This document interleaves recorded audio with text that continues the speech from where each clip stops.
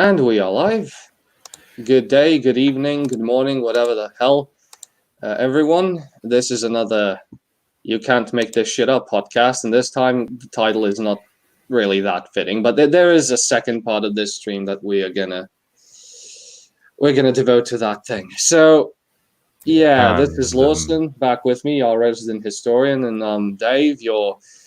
This is an internal joke, everyone. Don't take it personally or too literally. You're a resident libertarian fascist. God damn it! I hate that guy for making that goddamn oxymoron, because now the whole idea you're either going to be free or I'll shoot you is kind of being a meme inside of my head, and I just can't get it out. But anyway, the whole reason for this current live stream is, well, two things. As you can see from the video, the Twitch drama, which we will talk about later, and the little historical kerfuffle with Lawson here that he has, with Shad. Yeah, and before we get into that, just to make it clear, I very much like Shad's content. This is not me dunking on Shad in a sense of me destroying him or anything. No, this is not. I think he made some honest mistakes because he just hasn't been trained and educated the same way I have when I did my BA in history. So I think this is just an honest mistake on his part. So please don't take anything I say the wrong way.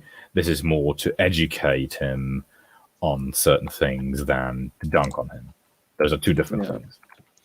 These are two very different things, and we hope you're gonna like this one. Yep. So, speaking of Shad, you have the timestamps for everything that you want to say. So we also are aware that in the description of Shad's video there is actually an article where a certain other user or one of his subscribers or watchers, whatever, he already discussed whether or not the plague was spread by fleas on rats. And yes, there are scientific papers that discuss this. It's a theory that's still kind of disputed, whether it's exclusively rats or rats and other rodents, or is it this species of flea versus another species of flea? Because again, you compare them either blocked, unblocked, yada yada. There's been, scientific papers about this. So I think that was the most quote unquote incriminating point you wanted to address. And it's basically, it's like, my background is biology. I'm still studying. I'm finishing up. So I hope this doesn't damage my credibility. But yeah, there have been some inconsistencies with what he said. And I think it's more to do with him not having a background in biology, and that's all fine. I mean, he has been reading like in layman's terms, so we're going to just try to explain it a little bit better so that you don't get the wrong idea. Because again, Shad is trying to educate people. We are trying to educate people in a certain way. So views may conflict. And again, if we make something wrong, you're fully welcome to correct us. Absolutely, we do support it, because again, we are doing the exact same thing. No one's perfect. We are doing the exact same thing with Shad. We're trying to correct his mistakes so that he may learn, so that we all may learn, and we're all happy. So, do you want me to pull up the video so we have an easy idea? So, I'm gonna. There's a Chrome tab. This is it. Okay, I'm sharing it. Okay, so this is the video in question, and while I will admit most of Shad's videos are absolutely correct, love the guy, this one's... Yeah, he done goofed up on this one. Yeah, it's sketchy in some places, but it's all fine. It's all fine. And homosexuals... Okay. Not gonna continue that one. I thought it was some kind of I'm guessing it's a joke, but Okay, not gonna say it right now because it has nothing to do with the topic. But anyway. Okay. Timestamp 330 to 336. 330 to 336 on it. Okay, so I need to make it as a split window. It's gonna as this. Thank you very much. Okay, now it's easier. I have one monitor. Don't judge. Okay. 330 to 336. You said. Yes, it's basically it's the smallest of complaints. It's not even a proper complaint if you put it like this.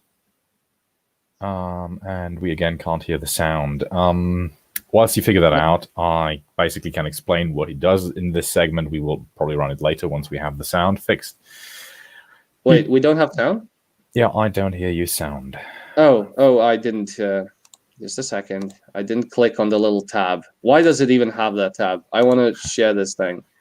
Yes. Chrome tab, this, share audio. I have to click that shit every single time. Okay.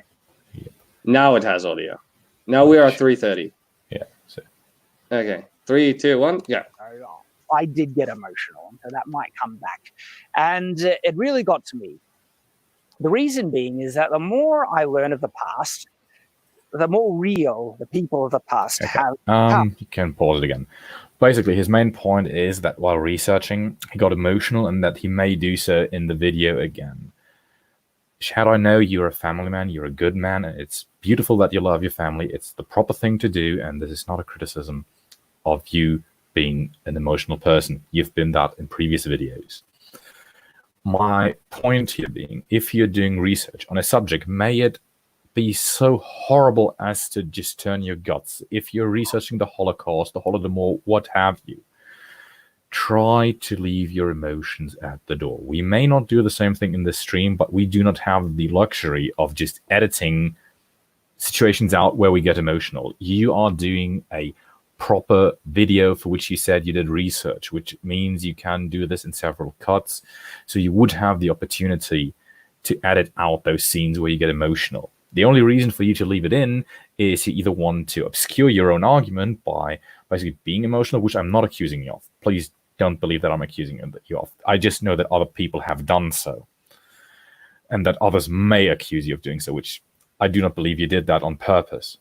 I just believe that you should let your emotions rest at the door, leave them outside, and try to make this as neutral as possible.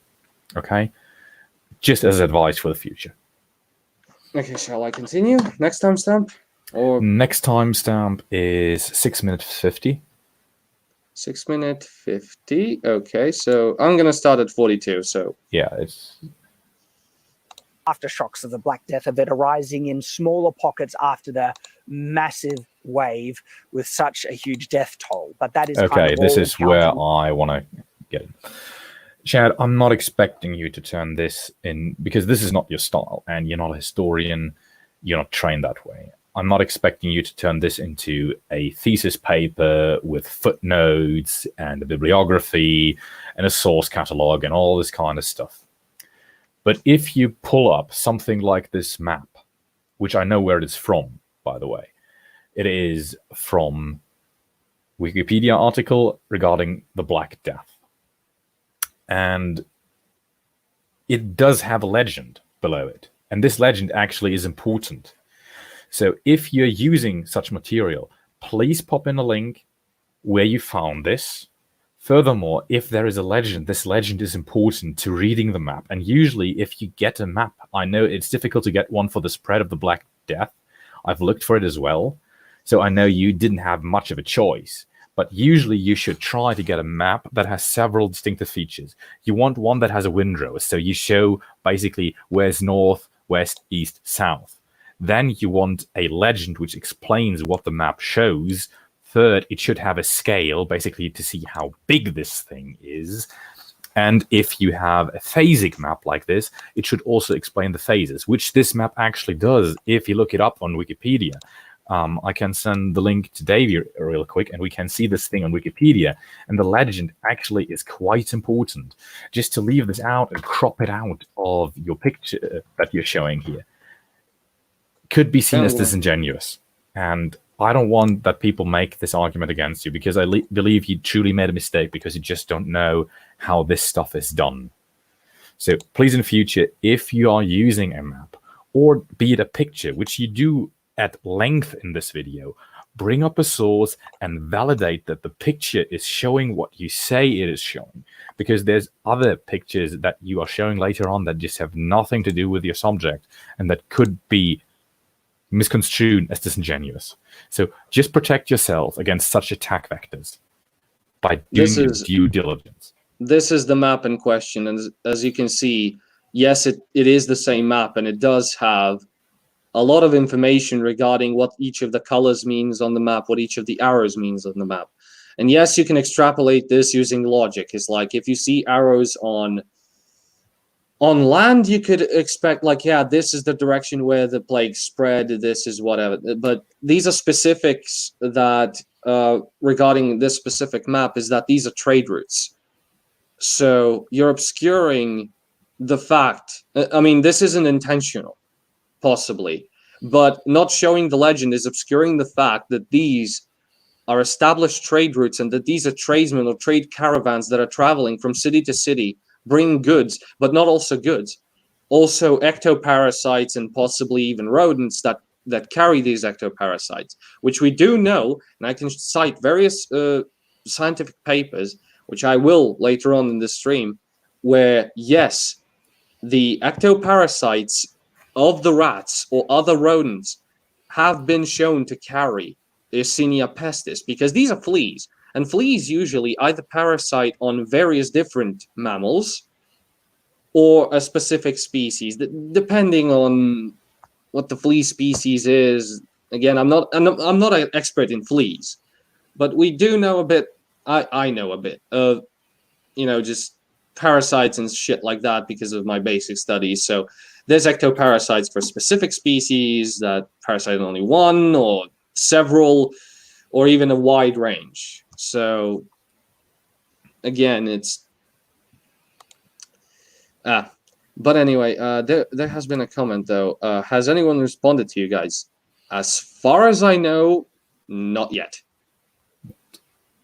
We tried to reach out to Shad via Twitter DM, but he has those locked, and other ways also have proven less than fruitful, which was basically. Yeah, I haven't tried to.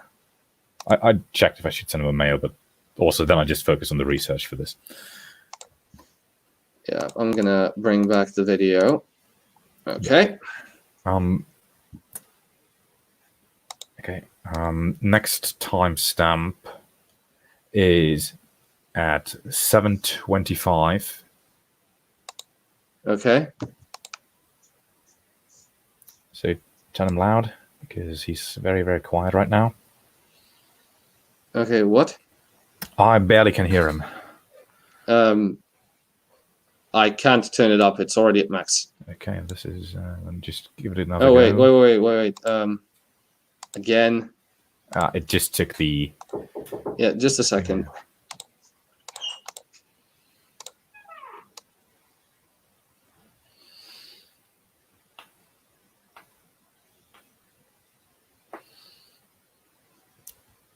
Yeah, it's always technical finickies that we have had to deal with, but it'll work out. It'll work out. Yes.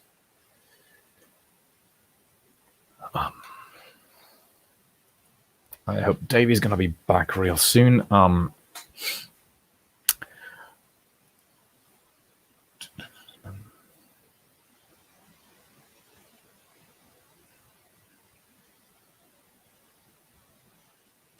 Okay, so my cousin just went into my room. He just arrived at our house.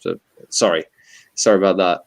But anyway, I'm gonna share the screen real quick, and I'm probably gonna send him a link as well to listen to our little kerfuffle. And again, I made the same mistake. God damn it! God damn it. Okay. Give me just a second. I'm gonna try and send him this. Okay, no problem here. Always these technical little difficulties. We really should technical difficulties, yada yada. Oh shit! One of my friends also published his first single. Yeah, no, get sidetracked right now. We have a topic to discuss. Yeah, we have a topic to discuss. Yeah, I don't know which one I sent. Never mind. I'm gonna send him later. So basically, let's start. So you said 725, right? Yes. To run its course. One historian has dubbed it Magna Mortalitas for the sheer number of dead. One observer wrote that there was scarcely enough living to bury the dead. An Augustinian monk... Let's cut in here. Shad, I love that you're trying to bring up primary sources. But if you are bringing up primary sources, show clearly in the video. Just blend in the link, blend in from where you got this, from which volume you got this. Just show us the source so others can check and verify. Because otherwise you could just be accused of making shit up. Or if you don't properly show your sources, you would be accused of plagiarism if I did that in a paper of mine. Okay, so please just make annotations. Who said this? Where did you get it from? Which edition of the text? Please. Okay. Next one? Next timestamp is at 8:02. Yeah, you just had it there. The destroyed village that he shows. Yeah, we're going to get to that, so it's fine. Many buildings fell into a total ruin for lack of inhabitants. Similarly, many small villages and hamlets... Shad, you're trying to make the point that villages got destroyed. Then please, you already looked up a lot of pictures, which unfortunately, you, again, didn't cite any sources for. I assume you just typed in certain search terms in Google. This is not how pictures are supposed to be used. You're using them as illustrations, not as arguments. And if you're bringing in such a picture, from what we could ascertain, this is a picture somewhere in Italy. This looks to be wartime housing sometime in the 1940s. This is not related to the Black Death directly, unless you can provide me a link to that picture, which explicitly states otherwise. There, as far as I know, there are wood carvings which showed the destroyed hamlets after the Black Death. You would have found pictures of that if you had done the deeper research for it. So please, if you use pictures, use them critically. Pictures are a perfect medium to lie. The best example I can give you is this famous painting of George Washington standing up in the boat while crossing the Delaware River. But if you know the circumstances of him crossing that river, you know it was a foggy, stormy night. He wouldn't have been standing up for the British to see and shoot him. They tried to escape under the cover of darkness, hiding under blankets, and that we know from certain diary entries of men who participated in that escape.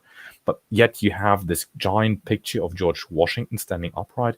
This is how you lie in pictures. And people could accuse you of doing the very same thing by uncritically using pictures here. Please protect yourself against such criticism by bringing up the proper picture as well as an annotation. Where did you get it from? What does it show? This is just... Again, if you can actually analyze the picture even further, you can see sheet metal. So yes, you could argue that this was modified, etc., etc. But even when he was analyzing, for example, the game Kingdom Come Deliverance, he actually made points to say that stone houses were quite rare in the medieval period. Yeah. If I remember that video correctly, he did say that the fully stone houses were a rarity in the medieval period. So if in 1408... I think that that's when the plot of the game is happening, if I remember correctly. We see basically houses made of lower parts stone, upper parts dirt, straw, wood, that sort of thing. Basically wooden top, stone bottom. We wouldn't see fully stoned houses, and in this case, if you're trying to represent a desolate village, sure, this is a desolate village. You could argue that this is a desolate village. You wanted to illustrate that, but you could have used an authentic desolate village, because we do have, I think, paintings of this, and you can find them, as Lawson said. Yeah. It became okay. So 822. I think I just was on that timestamp. Okay, this one. Of the population reduced. So just go back 1 or 2 seconds and process this number. Was 60% of the population. Just a second. Okay. From just a second. Just a second. He said 80 million to 30 million. Okay, from 80 million to 30 million. Because I think he's going off of the reference that the World Health Organization said, yes, which classifies it as being from all of Europe suffered 50 million deaths. And if we go to other sources, because please, let's elaborate. Shad, I think you got this number from the Wikipedia article again. You went to the sources cited for the number of dead.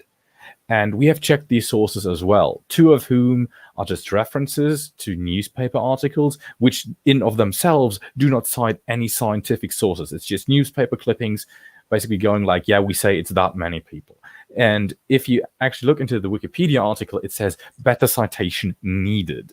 Then you went to the source 91, which is the World Health Organization, and on their page they're claiming it's 50 million people who died from this. So bring up the Wikipedia article again I sent you. Okay, I will. To show this. I will, just a second. I'm gonna have to again.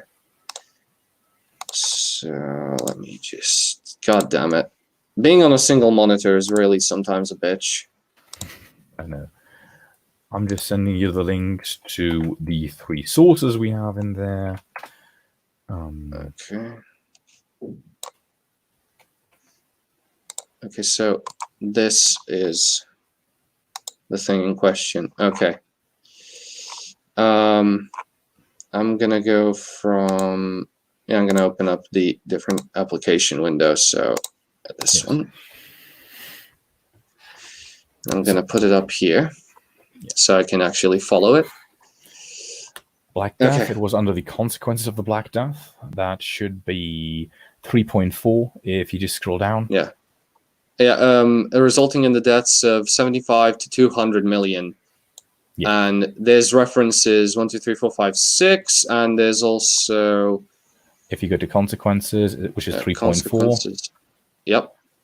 And then you see right there in the first paragraph, there you see 3 sources, and you see better citation. Better source needed. So, 200 million number seems high. See talk page, April 2020. It was updated recently. So again, it's kind of speaking to the unreliability of Wikipedia in and of itself, because it's an open encyclopedia, anybody can edit it. So this is why you need to check the sources. Yes, and if you go to the 3 links that are provided there, the first one is a abc.net science article. Just a second. Before then, we have these references here. And the third one is Gene Code Cracked, Health Decoding the Black Death, Abbott 2010. So that's From the Brink of Apocalypse, Confronting Famine, War, Plague, and Death in Later Middle Ages, 2nd edition. So that is a book. Yeah. And DeLeo and Hinnebusch. Hinnebusch? Yeah. Am I reading this good? Yeah. A Plague Upon the Phagocytes, Nature Medicine. Okay, so this is actually a citation. So again, 200 million, when they cited down here, they said better source needed, but I will get to down. Okay. Yeah. These are the references. Citations, 2. It's ABC Reuters. So it's Black Death discriminated between victims. So this is ABC News and Science, which this is a news article. This is a news article. This is not a scientific source.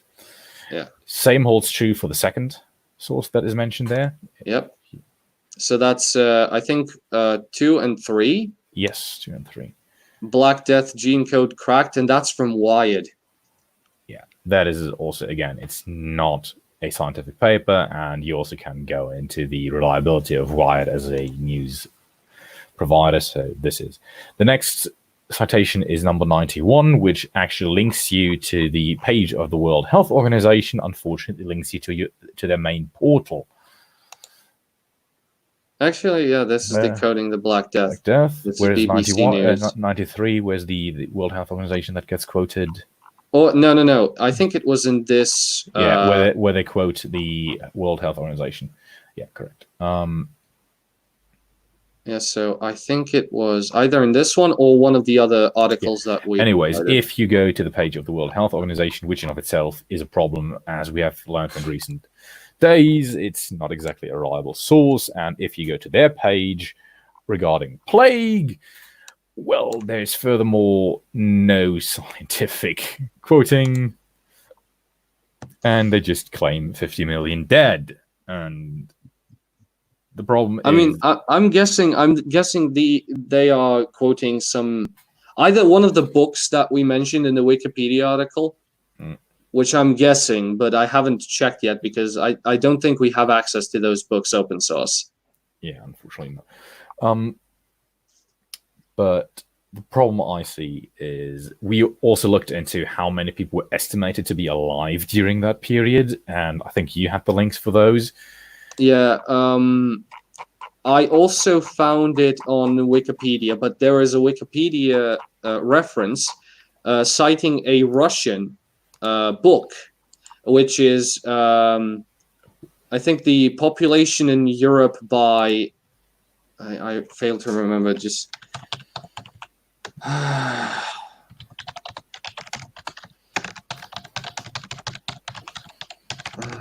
13. Anyways, it claimed that about 70 million people lived in Europe at the time, which is just... If we're talking 50 million people out of 70 million who lived, and we look at the recuperation rate of how quickly the... Yeah, this is apparently the total European population as cited by Urlanis in 1941.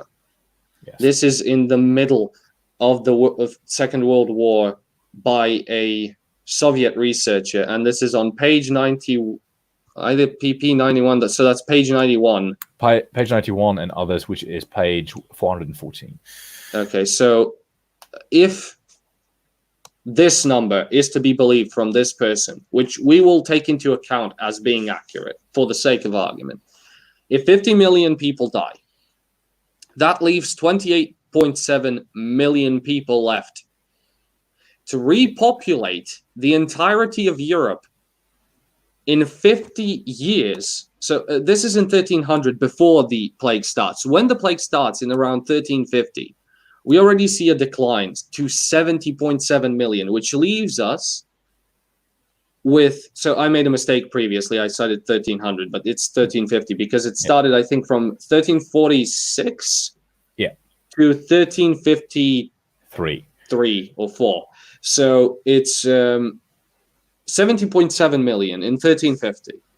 Which is still a lot of dead people. 50 million out of these, so that leaves 20.7 million. All of those, in about 50 years, repopulate all of Europe to 78.1, just short of 100 years prior. Yeah, that's just not possible. And again, this is absolute growth period in millions, so that's -8. This is due to the plague. We see this growth being so low. Average growth is -160. So average growth per year in thousands. So that's 160,000 people per year. Per 50 years. That's a lot of people. And Eduardo, we are going off when the Mongols bring it in, which is in 1346. But yes, it properly reaches the continent of Europe in 1348. That is correct. So again, these are the numbers. Well, I fail to understand. So what is his estimate that, okay, they lost 160,000 people per year. And they had 116,000 every year for 50 years. Then they lost 160,000 per year. but then they had 148,000 per year after the year 1400, which is actually accurate. They were fucking like rabbits during the Renaissance because the plague stopped. You still have an incubation period, not incubation, a pregnancy period of 9 months. So yeah, and again, and then you have child mortality and all this other stuff. Yeah, and then you have also only 20 million people fucking. Yeah. So and this is only 50 years. You cannot repopulate all of Europe, tripling its population almost. Actually, more than triple its population. Yeah.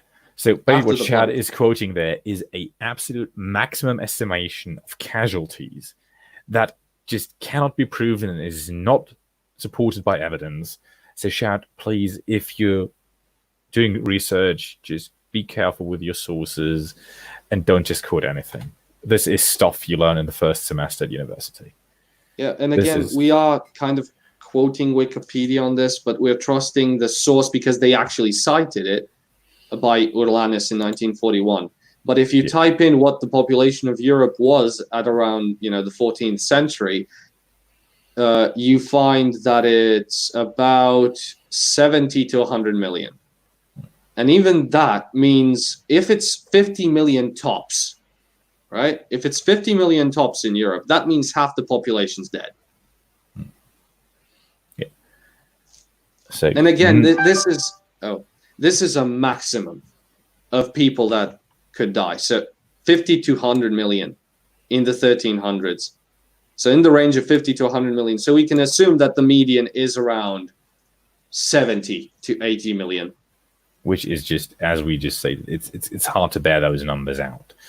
So we need the censuses. We need a lot of data. So I'm just trusting the source on this one. Yeah. Then next timestamp is 919. Just a second. Again, click the button, Dave. Click the button.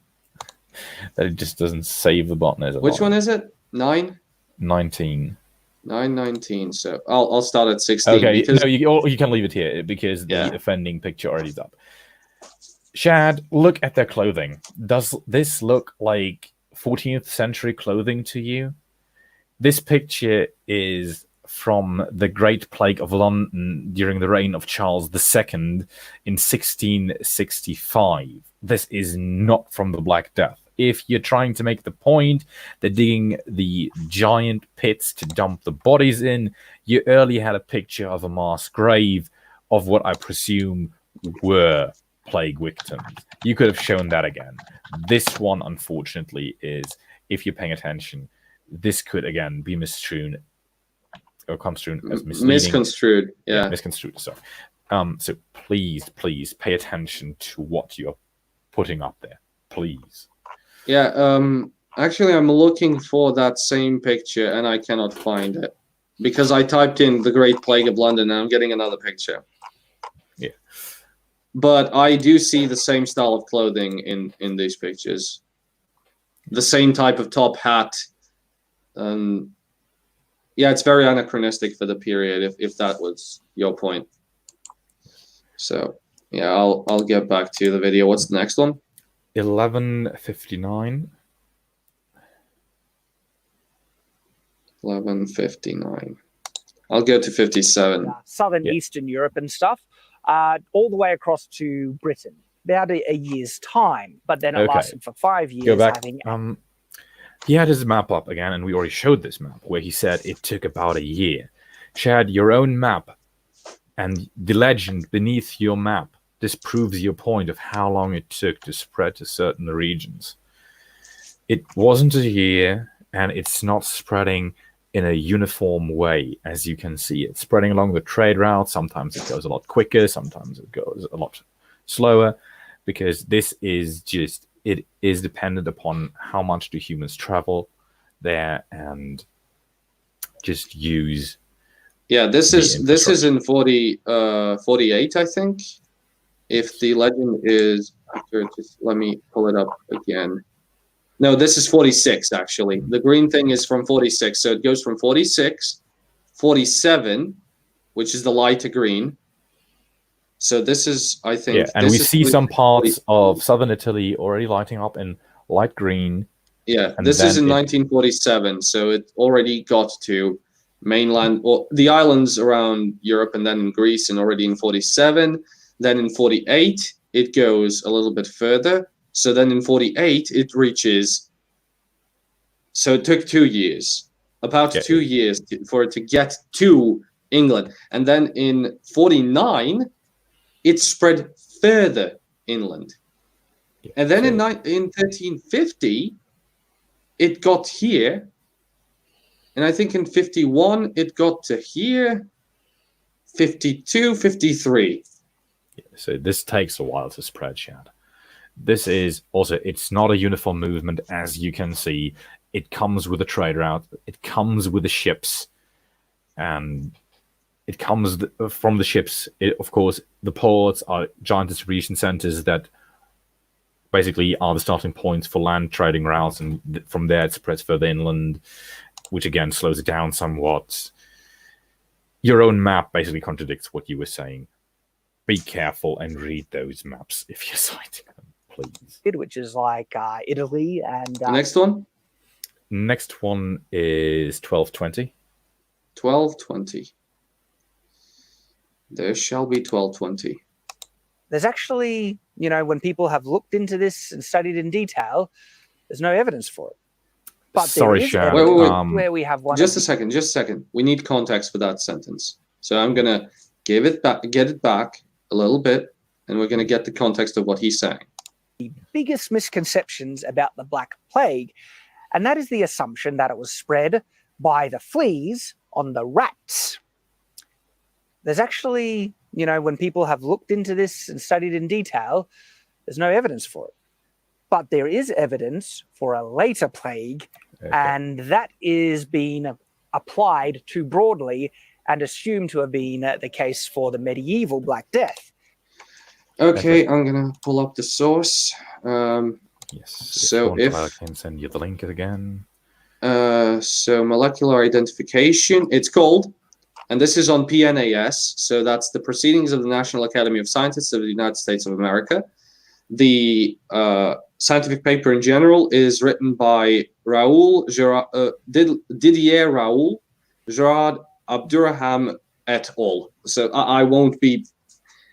There's a lot of authors. I'm going to link the paper in the comments so that you can check it out yourselves. So this is the paper in question. It's called The Molecular Identification by Suicide PCR of Yersinia pestis as the agent for the medieval Black Death. And I'm going to read it for you. So medieval Black Death is believed to have killed up to 1/3 of the Western European population during the 14th century. So this is 1/3 of the Western European population. Up to. So that's 30%.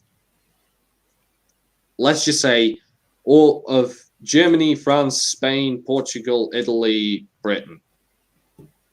Yeah, but we don't know what they mean by Western European, or it could be anything west of Ukraine. Yeah. So again, it was identified as a plague at this time, but recently the causative organism was debated because no definitive evidence has been obtained to confirm the role of Yersinia pestis as the agent of the plague. We obtained the teeth of a child and 2 adults from a 14th century grave in France, disrupted them to obtain the pulp, and applied the new suicide PCR protocol in which the primers are used only once. There were no positive controls. Neither Yersinia or Yersinia DNA were introduced in the laboratory. A negative result is followed by a new test using other primers. A positive result is followed by sequencing. The second and third primer pair used, coding for a part of the PLA gene, generated amplicons whose sequence confirmed that it was Yersinia pestis in 1 tooth from the child and 19 out of 19 teeth from the adults. Negative controls were negative. So that means there was no Yersinia genome in the controls, in the negative controls. So they knew what to compare it to. This is why you have controls. Attempts to detect putative alternative etiologic agents, Bacillus anthracis and Rickettsia prozowicki, Okay, I'm butchering the Latin. I haven't been pronouncing Latin in English for quite a while. Failed. Suicide PCR avoids any risk of contamination as it uses a single-shot primer. Its specificity is absolute. We believe that we can end the controversy. Medieval Black Death was plague. This is an article we can quote, and I've posted in the comments where you can find that, yes, Yersinia pestis was the bacterium that spread what we now know as the Black Death. Now, and there is a second article which goes into detail about how it is spread by lice and other. I'm going to post this article. It's called The Transmission of Yersinia pestis from an Infectious Biofilm in the Flea Vector. So, sorry. I'm still digesting food. So this is from the Journal of Infectious Diseases. And yeah, so I'm going to read the abstract. You can read the entire article. So, transmission of the plague by fleas depends on infection of the proventricular valve in the insect's foregut by a dense aggregate of Yersinia pestis. Proventricular infection requires that Yersinia pestis human storage, HMS genes. Here we show that the HMS genes are also required to produce the extracellular matrix and the biofilm in vitro, supporting the hypothesis that a transmissible infection in the flea depends on the development of a biofilm in the hydrophobic acellular surface and spines that line the interior of the proventriculus. Development of biofilm, proventricular, basically they explain that there is required this additional part, but they do cite that the proventricular infection of the flea is required to transmit this disease. So we know that Yersinia pestis does infect the flea. And we know there's a lot of problems with such parasites or ectoparasites in Europe at that time because hygiene is just in its infancy. And we know that the rat is the host for that disease. If you want to go into detail on that, there's a book about it. It is called The Black Death, 1346 to 1353, The Complete History by Ole Jorgensen Benedikov. You will find a limited version of it on Google Scholar if you put it in. The link is a bit long, but I'm going to send it to Davey anyway. Yeah, if he wants to plunk it in. I found it. It's called. Okay, so that's the book. Yeah, this article in question now is called "The Role of Human Fleas and Body Lice in Europe's Black Death," and also that one is again long, very long. So I'm gonna try and no, fuck it. I'm just gonna post the link into the comments. So it's still a link, I'm guessing. So come on, we all know that the plague was caused by bad smell. Eduardo, you're making my day. Yeah. So okay, the link is overly long. So this is the link. It doesn't work. It really doesn't work. It just split it in three. But anyway, you can find it yourselves. I'm going to quote it. It's called "The Role of Human Fleas and Body Lice in Europe's Black Death." So we do know that ectoparasites do transmit it. Yeah. It's in part of the first. What do you can see? Yeah. So the plague can be caused by the inhalation of aerosolized forms of the bacterium Yersinia pestis by the bite of rodent-borne fleas infected with the bacterium. And here it says bubonic plague, but basically the bubonic plague, the pneumonic plague, and the sectisomic plague, I think it's called. Yeah. Sectisomic. They're all caused by the same bacterium. It's basically about which part of your body. Septicemic plague.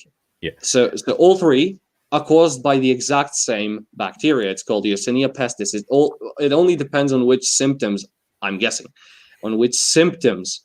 Yeah, one attacks your lymphatic system, which is bubonic plague, because the buboes are basically your lymph nodes swelling up because they are infected and you have pus in them. Then you have the pneumonic plague, which attacks your lungs very much. And the last one, the septicemic, if I remember correctly, basically attacks you. Septicemic. Septic shock, as you probably know, happens when you have an open wound that gets infected. So you have basically it attacks infected tissue. This is just sorry, Shad. Science just denies you there. Please. I know you probably did some superficial research for this, and you probably again, if he's citing like, oh, we don't know if rats were present in the 1300s, yes, they were, because we do have evidence of rat catchers being a profession in the medieval period. Yes. We also have the problem with the open sewage, which he later on cites himself because of King Edward III having to cleanse London, but we'll get to that. So the next thing is just a couple seconds later, 1246. I think there was one article that we failed to mention, and that was one done in Norway, where they said that they don't think that the rats were the primary transmission vector. Yeah, the primary transmission vector there, because they didn't find any rat corpses. And here I will make I will make this criticism. Here we go. As Lawson said to me in private, Norway and those northern parts of Europe weren't that densely populated, I think, in those times, and rats were less frequent.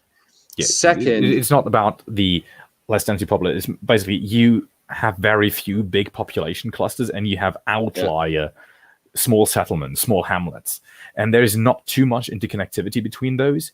The major vector through which this probably was spread, and which kind of proves what that paper says, is you have a lot of seaborne trade. So yet again, you have it via the trade routes. You have fleas basically sitting on the backs of rats who are in the long ships. You have the fleas who are sitting on people themselves, being transmitted that way. Also, we probably don't have a lot of these rat corpses. For one, when have you ever done an entire archaeological study of the entirety of one country? Sorry, that's kind of hard to do. Second thing is, Norway has a lot of mountains. It's very cold. So these corpses would probably be lying on the surface, being picked apart by predators. They're not naturally being basically submerged in the sediment. They will be destroyed before that by either the elements or predators. So finding these is mostly relegated to the population centers. And what happens in these population centers is they get built over and built over and built over, thus either completely destroying what was beneath it, which is called tell building, when you have layer of city upon layer of city upon layer of city. These tells, you find them often in places like Syria. They form artificial hills. When if you dig these hills up, you just see layer of layer of layer of layer of building upon one another, and you just destroy what is beneath. Or you have people cleaning the place up. You wouldn't have a corpse lying in the street now, would ya? Yeah, and again, Shad, I would like to ask you to provide me with a citation of what other plague they are referencing, because most of these articles that we have cited all claim this was rodent-borne fleas that caused the Black Death, which concretely just speaks of the Black Death in the 1300s. Yes. This isn't some misconception. These are scientific papers that need to be verified by, a board of editors. And also, Eduardo says, I also read somewhere that the racism against cats helped this plague spread. We'll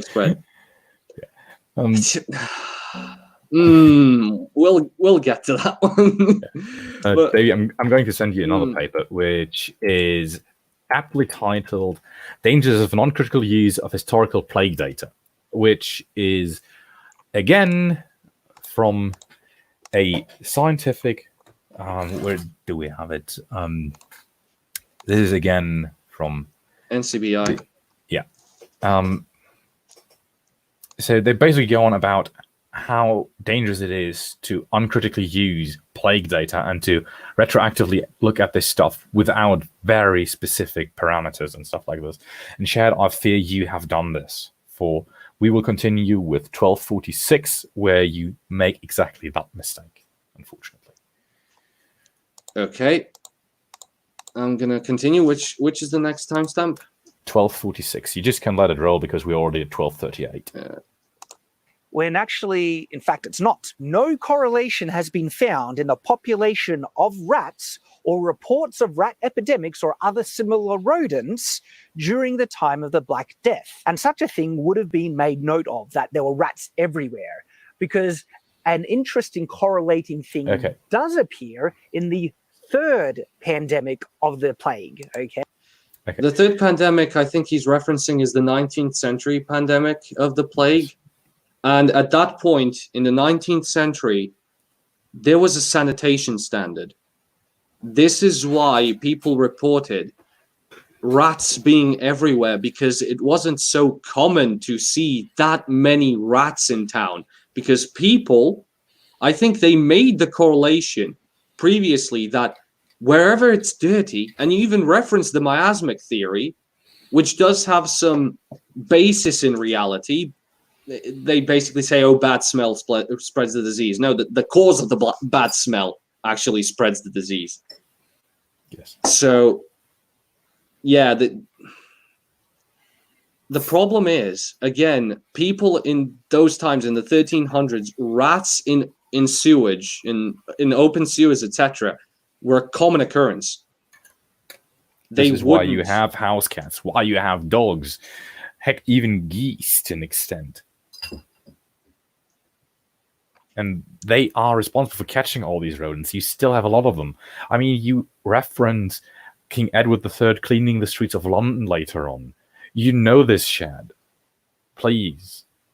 We know you can do better than this. Okay, next one. Is 1406. There's no account of that ever happening. So unfortunately, that video game, A Plague's Tale, with the rats everywhere, is not historical. I mean, it works fine for, a fictional video game, but historically, that wasn't the case. Yes, Shad. Historically, this wasn't the case. But if you have played this game, you will realize, for one, this game does not claim to be historically accurate, even though it plays with a lot of historically accurate aesthetics. You have a lot of magic in this game. The little boy you just see on the cover there is able to control these rats just purely with his mind. And the sole reason why you're being hunted by the Inquisitor in this game is because the Inquisitor wants to make use of the paranormal abilities of said boy. This is a fantasy game, and A Plague Tale does not exactly hide it. You are correct, it is not reality, but this is a fantasy game. I'm guessing, and I'm going to dig a little bit deeper into his argument. He's basically saying, if you use the aesthetic of this game, so all of the rats everywhere, that's not what it was. Yeah. And because he was talking about rat falls in the 19th century, yes, that would have been a weird occurrence in the 19th century. Abso-fucking-lutely. Even if we factor in the city of London, which in the 19th century, the Thames was basically a cholera vector. Yes. So we are talking about London. That was so polluted in that time. And even they said, wait, why are there so many rats? Yes. So 1434 is the next stamp. Okay, I'm at 35. Limited to the migration patterns of rats. Wait. To travel. Historically, that wasn't the case. We'll get to it. How did the medieval plague then spread? And I'm going to read this one because there's some specific wording. It actually seems to be the case that the medieval bubonic plague was actually spread with the combined interplay between the bubonic, pneumonic, and septicemic plagues, which caused its spread to travel much faster than if it was limited to the migration patterns of rats. And so what we're actually seeing here, because this is the thing, I mean, rats, yes, they migrate, but not particularly fast, okay? And on the medieval scale, having a pandemic like this spread across an entire continent in this time of a year is relatively fast in comparison. And it wouldn't have been spread that fast if it was carried by rats. Only. Only that's rats. That's the thing that you missed. rats only. And the problem here is, you mentioned the pneumonic plague. The pneumonic plague basically spreads when you get into close proximity with the plague patient, or in this case, victim, because we can literally call them victims. They die within 72 hours when left untreated. And we know that they were left untreated back then, because it was a guarantee. If you catch the plague, you will die. So in this case, the pneumonic plague, whenever somebody coughs on someone or sneezes on someone, the bacteria infects them. The septicemic plague is basically when they touch their open wounds, and the bubonic when they touch the buboes, which are filled with pus, and that pus oozes out of the infected bubble. So yes, when you combine these three symptoms, or these three diseases in this case, I'm not just going to call them symptoms. These are separate, quote unquote, diseases, basically caused by one, I'm going to call it progenitor, one bacterial strain, so Yersinia pestis. You do have much more virulence. That's true. And it was a person-to-person transmission. There's even scientific papers that say a person-to-person transmission accelerated the transmission of the plague. Yeah. So we are not denying that, but I think you misunderstood, Shad, that this plague was carried exclusively by rats, which it wasn't. It was carried by lice, fleas, and rats, which were present. And these rats would have even traveled via ship, because we know they traveled via ship even to the Americas. Yeah, we know that there is something like shepherd's cats, and there's a reason for that. Drachnifel did a wonderful video on that one, which I highly recommend. Yeah. So, again, yes, I get what you're saying. It's not spread by rats only, but you need to specify it, Chad. You need to specify that this wasn't spread by rats only. Because when you say this, you're basically denying that it was spread by rats, which we know is not the case. It was spread by rats because the fleas on the rats were infected with Yersinia pestis, and we know they were infected by Yersinia pestis because we found fleas with Yersinia pestis, and we found the evidence in the teeth of the deceased with the same bacteria. Next one is 1553. 1553. So I'm gonna always go a few seconds before, just for context. Yeah. And you need to understand that medieval people didn't know, especially at first, what caused it, okay? Ultimately, they did resort to strict quarantine. In actual fact, one of the assumptions in what they believed spread the plague was in foul smell. Now, Okay, the first sentence he said, the people of the medieval period would have, I think I understood it, would have known? No, you could even go further back, because his main point in that segment was that this thing apparently spread 1 mile a day. Maybe you need to go to 1542 there. Once rats migrate and find a place where they're happy, they stay. They stop. Yeah, they're not only spread by rats. It's not only spread by rats, Shad. We already established that. Continue. But the plague continued to spread at 1 mile a day. And you need to understand that Where did you get that number?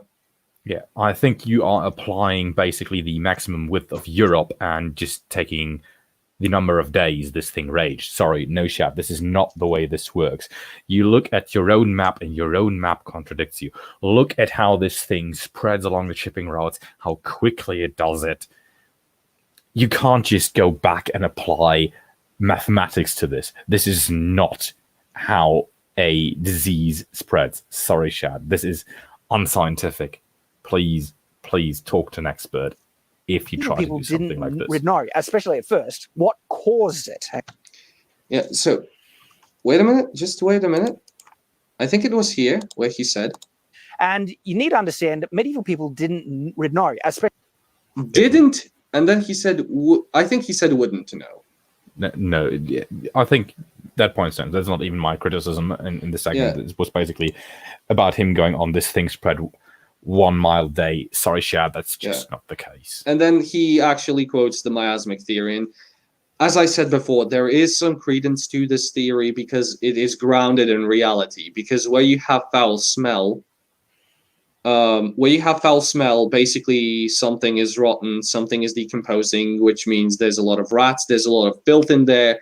Bacteria are multiplying by the billions of units at this point on a single object.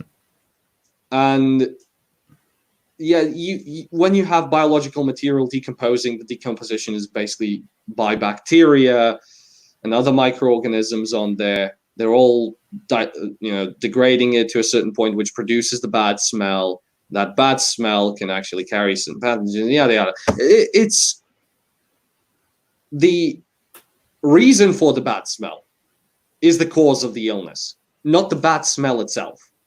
Sometimes, most of the time, yada yada. It's complicated. Yeah. Unless it's an airborne. Yeah. Unless it's an airborne pathogen, then it's different. Okay, so 1640. To the great danger of men passing, especially in this time of infectious disease. And so this, you can go a bit earlier if you want to. This is him quoting the orders of King Edward. Enact certain countermeasures to fight against bad smells. In 1349. In 1349. So this was 3 years into the plague. Edward III of England wrote to the mayor of London, and he ordered the streets of London to be cleaned. And this was his quote: "The streets were foul with human feces, and the air of the city poisoned, to the great danger of men passing, especially in this time of infectious disease." And so that is again. You yourself admit here, the streets were foul and littered, which would mean there is rodents all over the place, which means they come into contact with both humans or domestic animals, such as cats and dogs, who also can be vectors for the flea to attach to, and then being petted by humans would spread to humans and thus infect them. You yourself just made the perfect argument why this thing was transmitted by ectoparasites. There is evidence of ectoparasites carrying them. Yes. So the paper I cited, it basically says, like, yes, you need to create this biofilm that transmits it. Basically some technicalities, more or less. But yes, we do know that Yersinia pestis can be transmitted by the flea, by the rodent-borne fleas. Yes. So the next one is around 1820. So I'm going to go to 1810. Is that there were some cities that were pretty big hubs of trade and commerce, which would have had a very high rat population in comparison, which actually survived fairly, mostly unscathed from cases of the plague. And these were the cities of Milan and Douai. Horrible at pronouncing these words. That's in Flanders. They actually survived the length of the Black Death nearly unscathed. So if the rats were the ones carrying this, with people bringing trade goods in and out, with rats coming in with them and things like that, it would have hit these areas pretty severely. But okay, Shad, if you look into both cities, you will soon realize both cities are fortified cities that have city walls, which pretty much allows them to close themselves off to outside trade and to prevent people from coming in. They have exchange stations for goods and stuff. And again, it's not only rat-borne. It's borne both by the ectoparasites as well as infected humans. These are also vectors for the disease to get into the city. So this is basically... I would wager that a lot of the personnel in these cities who died from the plague were exactly the people who either had to clean the streets and gutters or who had to do the exchanges at the gate with the merchants. And you also have to factor in the sanitary conditions of both Milan and the other city in Flanders. Yeah, which both were major cities who, unlike other cities, had cobbled streets and didn't use mud streets, and also had some kind of sanitary system, which again improved living conditions in these cities.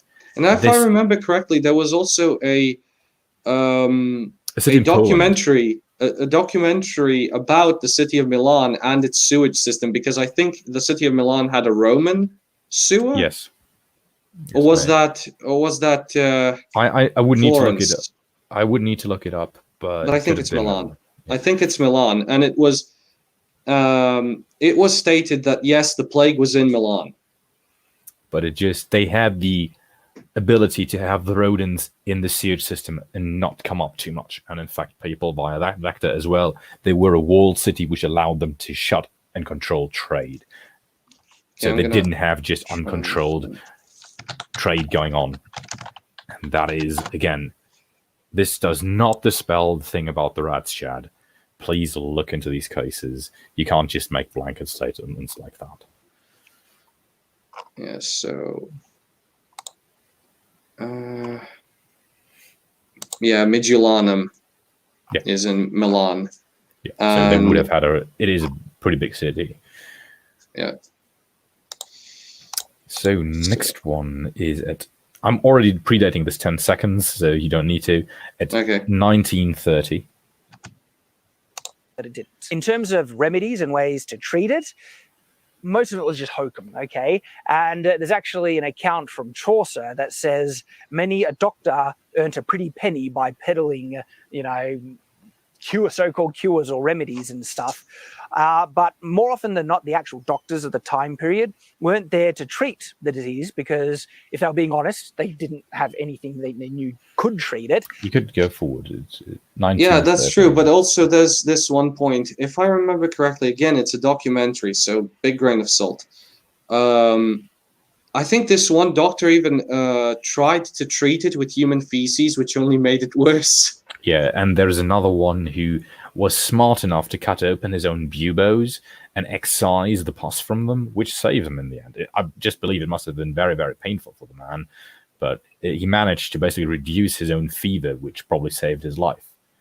And they were mainly there to just record the deaths. The most iconic symptom of the Black Plague are swellings, which can, look like either markings on the skin or growing kind of bulbous nodules almost. And these nodules can look like, swollen, sweaty, fleshy lumps, oftentimes appearing black. I need to add an addendum to this, or addition. The reason why they were colored black is because of the infection causing necrosis. Yes, and so sometimes they're also colored purple because you have blood stuck in there. Yeah, basically bruised. Yeah, but if you have... That's my phone.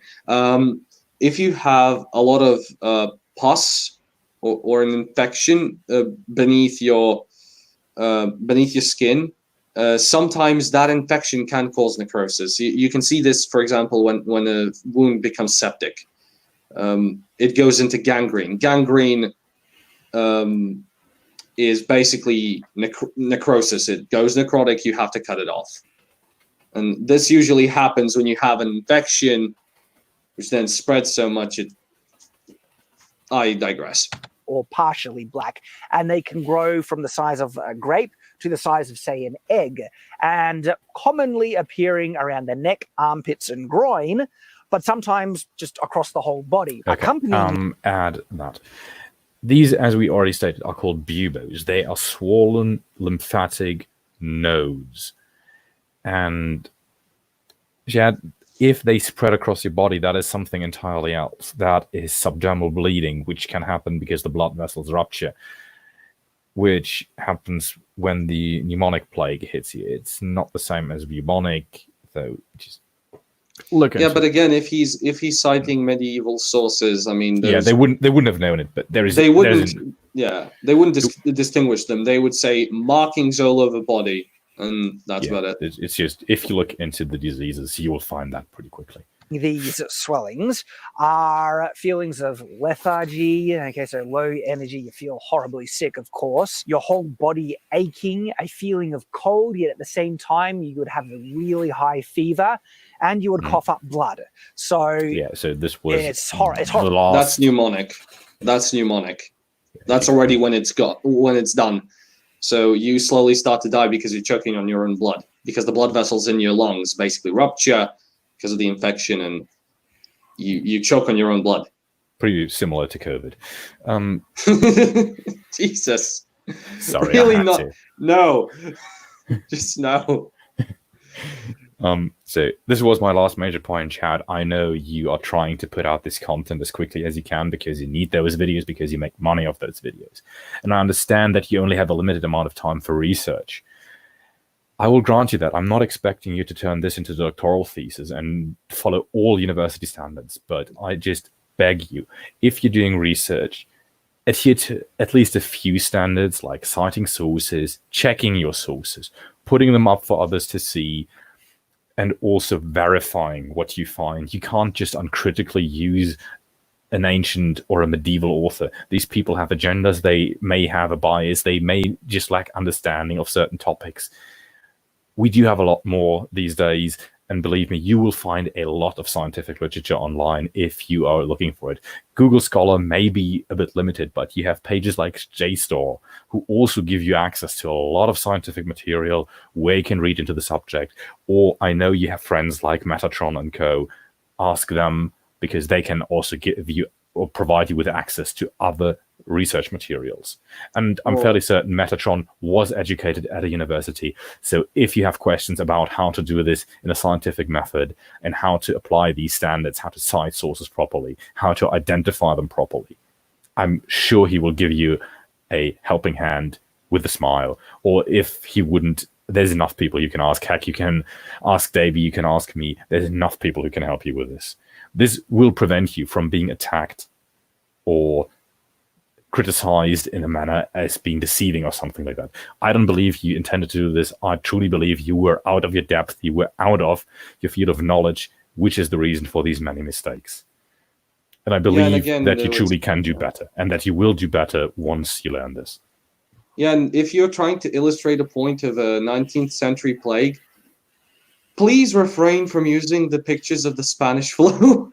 Yeah, this is a picture of, I think, Fort Funston in America. This is one of the first hospitals erected once the Spanish flu properly hit. The original theory, and there's several documentaries and scientific literature about it, there's a swine farm where it originates and infects the entire village. 2 of the young men of said village are called into mandatory military service because, remember, this is the First World War, and then they infect this Fort Funston. And this is basically the treatment center for all these people. So please, please, please, if you are talking about the 19th century or even the medieval plague, really check what is the picture depicting, please. Yeah, and I think prior to that, he even used, I think there was a picture of... by a massive death no. we have never seen. Some way, yeah, this one. Some way. Yeah, this is... I need to look the name up, but this is the Roman plague. I think you said it was Justinian. Sorry, no, it's either the Antonine. It could be the Antonine plague, or it could also be. But you're saying it's Roman/Byzantine. Yeah. Could be. I'm not quite sure. I'm not that knowledgeable. Yeah, I think. Yeah, I found it. It's the Justinian plague. Okay, so there you go. Again, we know you're trying to illustrate this, but use as many authentic things. You yourself criticize other people from using anachronistic, pictures or elements. So. Just a reminder, you need to put yourself up to that standard as well. Just if you're trying to illustrate the Black Death, use the examples of pictures of that period or paintings or wood carvings or whatever that depicted that specific period, because there's a lot of them. You can find them. It's no problem. So again, if you ever need help, you can come and ask us. If you have a Discord, that's even better. I think he does. Yes. He probably does. I hope he does. So you can always ask your viewers or on Twitter or whatever. It's no issue whatsoever. For example, I ask Lawson to find me certain things when I'm discussing history with someone, or And whatever, or I ask a friend of mine who, if I'm having an argument about firearms, for example, which I'm not that knowledgeable of, I ask them. They provide me with the information, and you always go to the person you think knows best. If you even doubt your information, you just try to confirm it. So, but always be sure about what you're talking about, and always, if it's a big number or a big percentage or whatever, please cite the source for us who are either skeptical or whatever, that we can actually check this, and we can double, triple check. I mean, he posted a link to the article that was written as in response to his video, which corrected him on a few things that we already went over. And I will give props to the guy who wrote that article, because he had even less time than us. The article was posted on the 16th of May, which was very shortly after he released this video. So the guy had even less time to check sources. So kudos to whoever wrote this one. That was a fast one. Yeah, so absolutely kudos. His name is the BS Historian. So I'm guessing the BS Historian is going to fact check us as well, and that would be an honor, sir. That would be an honor. But anyway, so yeah, that's about it. I think you don't have anything else. You don't have anything else on that. Yeah, I think that's the topic done. We don't want to dwell too long on this. So yeah, that's the Shad response done. And now the other thing that I want to talk about, and which is something more of a personal criticism to a certain company that centralizes on gaming, and especially the streaming of such on the internet, and that's Twitch. And they recently made a safety council. Yep. So a safety council comprised of several individuals. Now, who these individuals are, what their merits are, that's all on them. Okay? That's all on Twitch, who employed them to do that job. But we as users can always criticize those people who got that job, that present themselves in a less than adequate manner, that it makes us doubt their ability to do said job. Now, this isn't a personal attack on anyone. To be perfectly frank, if this person in question is having some mental problems, so that he or she has a mental disorder, I'm going to be politically correct, they have a psychological mental disorder, whatever, they have to deal with that, or their loved ones have to deal with that. It's all fine. But when you get a job, when somebody actually is giving you a job, that somebody has to be completely sure that you're capable of doing that job. And in the case of the person in question, I know you all know who this is. So I don't have to... I don't have to dwell too much on it. It's ferociously Steph on Twitter. Now, this, let's be perfectly clear. I'm not advocating for anybody attacking this person. This person has a lot of shit on their mind right now, because I can see that there's something wrong with this person. And as a person looking from the outside and looking at these Twitch clips that I've seen on Twitter, which kudos to Mimology for actually providing us with a thread with evidence of such. Should I post it on stream? I'm not quite sure. This is up to you. Okay, this is up to me. Okay, I'm not gonna show too much, I think. So yes, when you look at this person, and as a psychologist, if there is some kind of person with background in psychology or any kind of experience with psychology, please correct us if we're wrong. But the body language of this person to be perfectly frank, kind of looks like a person that has schizophrenia. The stiff smile, the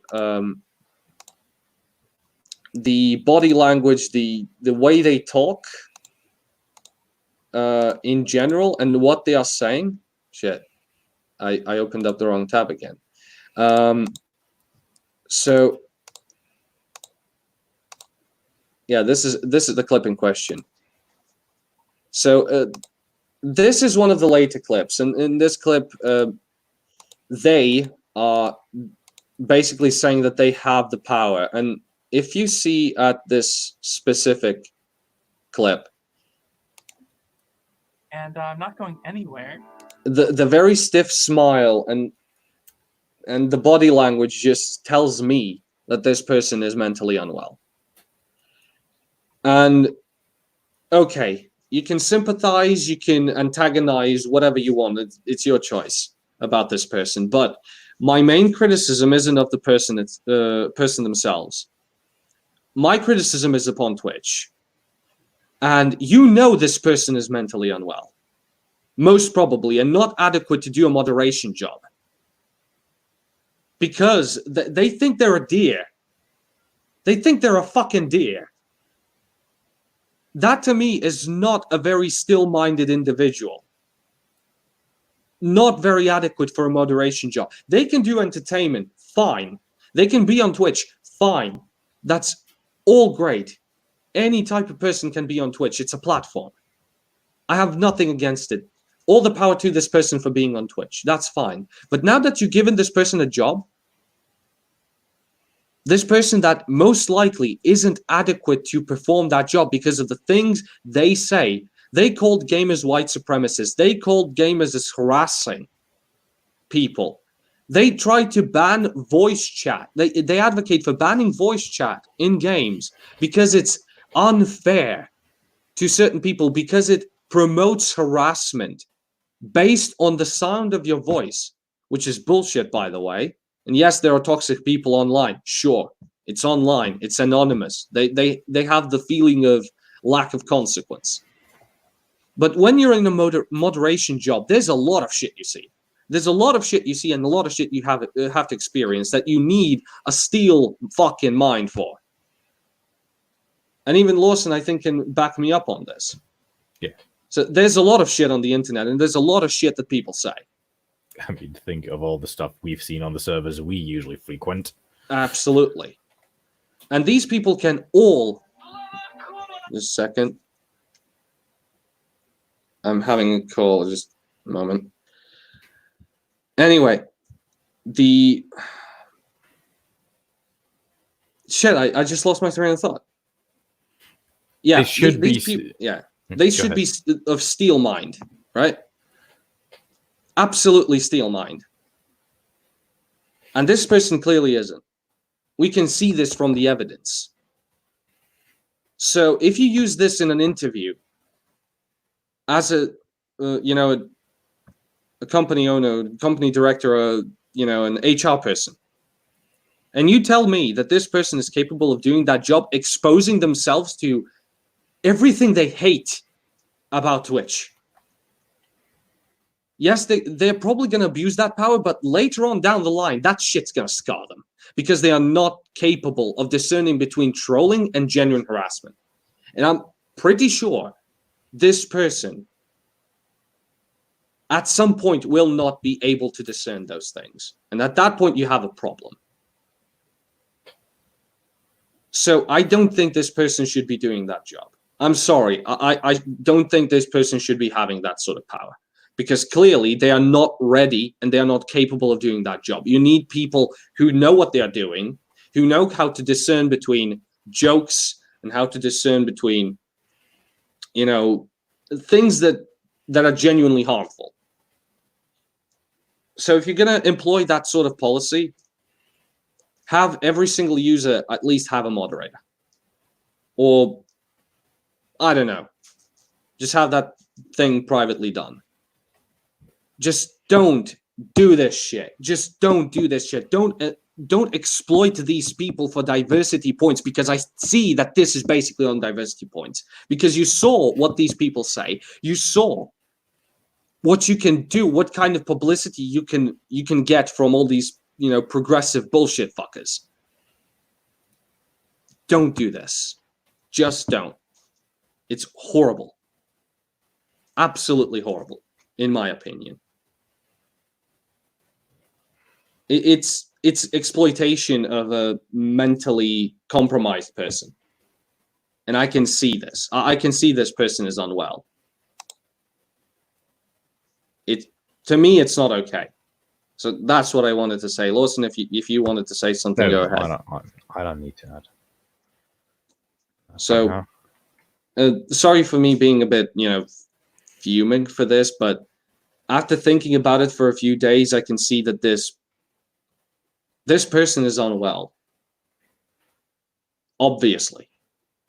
And I don't want to attack them. I don't want to judge them on anything. It's just that they have a lot of people influencing them. I get that. They have a lot of people basically feeding information into their heads that this should mean this should mean that. But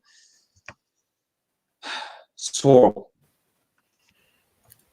But yeah, this person says, what happened? The internet just crashed. I don't know. Maybe you were blacklisted for watching our stream. Yeah. Either that or stream is down. Yeah. Should we go through the comments? Yeah, we should go through the comments right now. I'm just going to check if... yeah, we're still live. Yeah, we are still live. We are still live. So, yeah, I'm going to go ahead. So Zero said they canceled on him, so just in time. Okay. And then Dr. Plague to the rescue. Dr. Plague. He's a great guy. He'll poke you with a stick. Yeah, how the hell did he come up with the mile a day? We don't know. We don't have a citation for that one. Bloodletting is a safe and good procedure to cure you from everything, especially life. Especially life, especially if you're consumptive, as they used to call it. Yeah. People should fear me, dear person. Yeah, certain people should fear. Yeah, that's usually just a telltale sign. I mean, I want to make a joke about the headlights and the deer, but that probably would get this taken down, so I will refrain from that. Yeah, there's also been a meme about deer hunter, and there was this picture of the person in question, and it's like, is this a goal for murder? No, it's basically just a meme. It's a joke. I mean, for fuck's sake, people Photoshop Count Dankula in compromising positions, so it's a joke. Yeah, what happened? My internet crashed. Yeah, as I said, you were watching our stream. That's a curse upon you. Yeah, I mean. So that's about it. And for today, yeah. Yeah, that joke definitely would get taken down. Well, the full Aussie got taken down 3 times for posting tits. So yeah, we could always post German tits, No. No. We have to do this now. We have to do this. Did you need to encourage? Okay. We need to post real, genuine German titty. Absolutely genuine German titty right here. And I'm gonna bless you with the. What did you do? With the absolute beauty of the German titty. Behold the German titty. Oktoberfest, that. Yeah, absolutely. You gotta love Oktoberfest, especially when the beer gets spilled. I'm just gonna say this once. I once was a waiter at such festivities. Just let me tell you, never again. Coke on tits. This is gonna say it. Coke on tits. Anyway. That's been enough from us. We hope you enjoyed the stream. And yes, I did say that next time we'll have female gladiators, but something happened in the meantime. Yeah, then Lawson got mad at Shad. So I didn't get mad. I was annoyed. Yeah, he got a little miffed. So until later, I'm gonna leave this one public. Fuck it. It's a public message to both Twitch and Shad, so it's I'm thinking fine. And again, if you disagree, post it in the comments. It's okay. If anyone can correct me on the person in question, being either in a mentally compromised situation or whatever, if you're a psychologist or have a psychology background, please let me know, because this is the impression I get. And I get kind of mad when somebody is exploiting another person. And it's clear to me that it's done for political reasons. So I don't like this shit, because in the long term, I already said it, it could be very much damaging for the person, and it will not help with your situation on quote unquote harassment of users and streamers. Yes. So again, please, if you want to employ proper people, interview them, have them say, okay, I can recognize this, I can differentiate between this, I have a steel mind. Just make them be ready for the job that they have to do. Like we saw articles from Facebook moderators that basically say, hey, I've seen a lot of shit and it got me mentally scarred. Just saying. Fair enough. Just saying. So that's been from us. This is Lawson and Dave. Signing off. And remember, be free, or I'll come and punch you. All right, see ya. See ya.